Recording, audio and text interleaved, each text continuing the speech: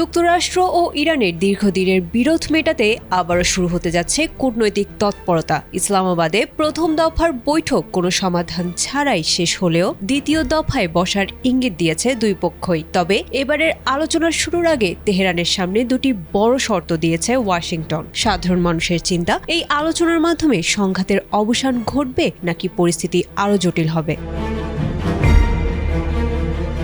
ইসলামাবাদে প্রথম দফার আলোচনা ব্যর্থ হওয়ার পর বিশ্বজুড়ে এক ধরনের অনিশ্চয়তা তৈরি হয়েছিল। তবে মার্কিন প্রেসিডেন্ট ডোনাল্ড ট্রাম্প জানিয়েছেন আগামী 2 দিনের মধ্যেই তেহরানের সঙ্গে নতুন করে আলোচনা শুরু হতে পারে। ওয়াশিংটনের দাবি, ইরানের ভেতর থেকে ইতিবাচক সাড়া পাওয়া গেছে এবং একটি শক্তিশালী পক্ষ সমঝোতার জন্য ইতোমধ্যে যোগাযোগ করেছে।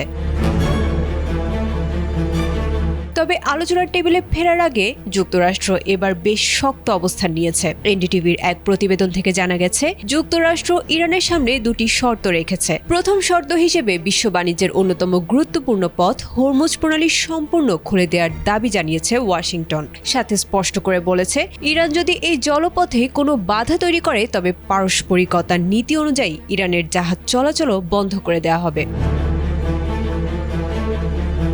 দ্বিতীয় শর্তটি মূলত ইরানের অভ্যন্তরীণ সিদ্ধান্ত গ্রহণ প্রক্রিয়া নিয়ে। যুক্তরাষ্ট্র চায় এবারের আলোচনায় অংশ নেওয়া প্রতিনিধি দলের কাছে যেন আইআরজিসির পূর্ণ অনুমোদন থাকে। ইসলামাবাদে যে সিদ্ধান্তই আসুক না কেন তা যেন ইরানের সর্বোচ্চ মহলের সম্মতিতে হয়, সেটি নিশ্চিত করতে চাইছে হোয়াইট হাউস। এদিকে ইরানের পক্ষ থেকে এই শর্তগুলো নিয়ে এখনও কোনো আনুষ্ঠানিক বক্তব্য আসেনি, বরং তারা দাবি করেছে যুক্তরাষ্ট্রকে তারা আলোচনার টেবিলে বিশ্বাস করে না। তবে রয়টার্স জানিয়েছে, পাকিস্তান ও ইরানের মধ্যে আলোচনার প্রস্তুতি ইতোমধ্যে শুরু হয়েছে। এমনকি ইরানের রাজনৈতিক নেতৃত্বের একাংশ দেশের ভঙ্গুর অর্থনীতি বাঁচাতে এই আলোচনাকে গুরুত্ব দিয়েছেন বলেও গুঞ্জন রয়েছে।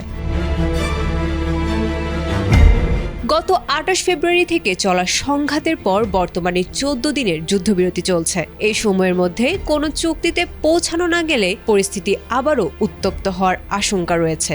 এখন দেখার বিষয়, মার্কিন শর্ত মেনে ইরান আবারও আলোচনার টেবিলে ফিরে শান্তির পথে হাঁটে কিনা। আয়েশা আক্তার, এটিএন বাংলা।